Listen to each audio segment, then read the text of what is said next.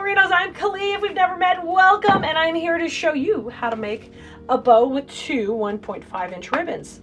This is going in one of our projects. It's going to need to be a large bow. So even though these are small ribbons, I'm going to show you how to use them in a big way. So we're going to start off with the pink plaid in the back, and if you know me and if we've ever met, you're going to know how much I love plaid and I love all the things plaid.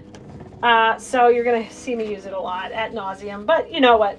My business, I can do what I want, just like you can on your business. So this plaid's going in the back, and I'm going to take and cut that at an angle because I think you're going to be mad for plaid too.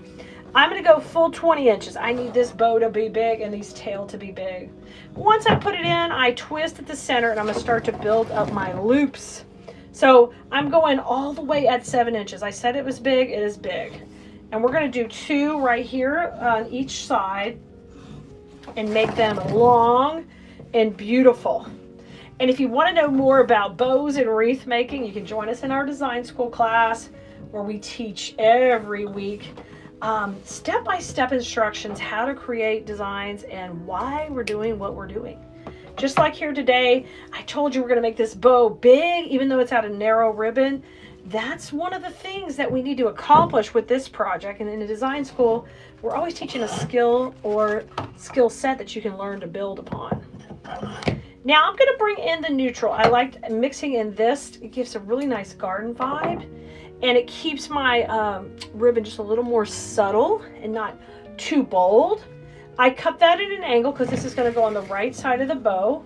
And I'm going to make it just about the same size as my other plaid one. So it's still at 20 inches. I twist in the center, and now I'm going to build up from here. So far, our recipe is 2 on the bottom, and then we're going to build up from there. I'm still at 6, and we were at 7, so I'm at 6.5.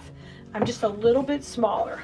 And I hold that in the center when I come over to the other side and twist, and I keep building up layer by layer. So here we go. I'm going to build that puppy up and twist and just keep building them up. And you can measure them on the previous loop, or you can measure them on your bow maker to just keep building up your bow. But kind of we made a nice foundation now for us to put some more plaid on, like we are layering up our layers. And in this design, we're just using 2 ribbons, but in design school, sometimes we might use 3, 4, 5 different ribbons to build up a really gorgeous bow. Now we're going to come on and layer the next layer. It's going to be the plaid again, so I'm going to cut this at an angle if we're working on the right side. Bring that to the middle. This time I shortened up the tail a little, so it's a little shorter.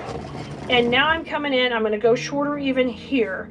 We were at 7, then we were at 6.5, so let's go 5.5 on this one, and we're going to do 2 on either side.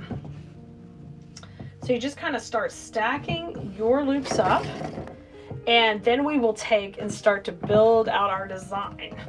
Ooh, that's looking good. I'm loving this. Scrunch it, and then take and trim this one down. And these just need to be opposite. I like for them to make that chevron shape when they come together. All right, so our final recipe is a 2-3-2 is what you call this. And we always call it from one side of a bow. And a quick story is we had to come up with a way to name our bows because I had my mom making bows. I had employees making bows when I was selling thousands of wreaths every year in my Etsy shop.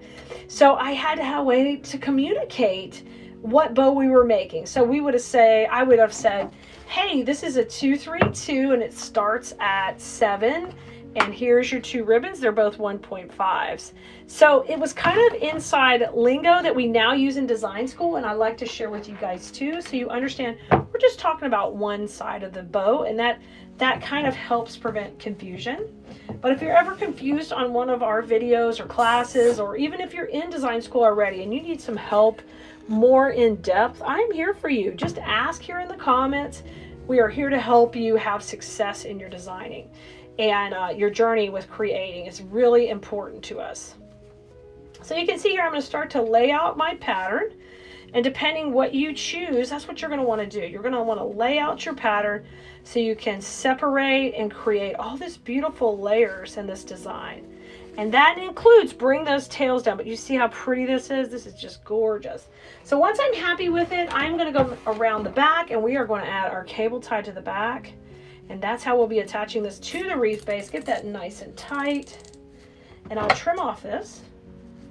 Whoops, you don't try to cut the really thick parts, silly.